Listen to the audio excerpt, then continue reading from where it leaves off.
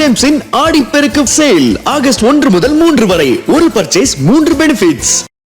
10வது நாளாக நாடாளுமன்றம் இன்று கூட இருக்கிறது. இந்நிலையில மேலும் தகவலை செய்தியாளர் ரமேஷ்குமார் வழங்க கேட்கலாம்.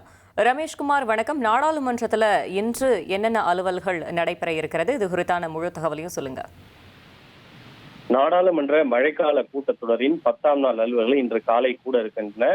நாடாளுமன்றத்தின் இரு அவைகளிலும் காலை முதலில் கேள்வி நேரம் மற்றும் பூஜை நேரம் ஆகியவை நடைபெறும்.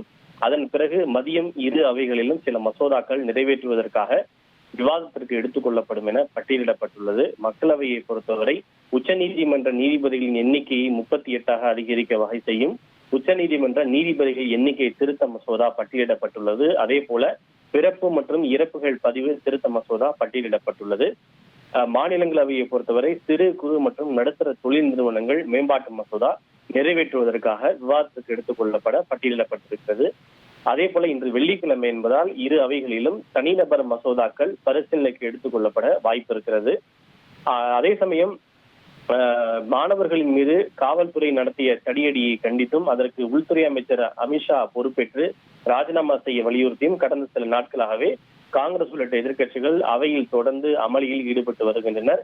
இன்றைய தினமும் அவர்கள் அமளியில் ஈடுபட்டால் ஒருவேளை கேள்வி நேரமும் பூஜை நேரமும் நடைபெறாமல் இடையூறு ஏற்படுவதற்கான வாய்ப்புகள் இருக்கின்றன. அதன் பிறகு மதியம் அமளிக்கிடையே மசோதாக்கள் நிறைவேற்றப்படுவதற்கான வாய்ப்புகள் அதிகம் உண்டு. தகவல்களுக்கு நன்றி ரமேஷ்குமார். டார்லிங் ஜேம்ஸின் ஆடிப்பெருக்கு சேல் ஆகஸ்ட் 1 முதல் 3 வரை ஒரு பர்ச்சேஸ் 3 பெனிஃபிட்ஸ்.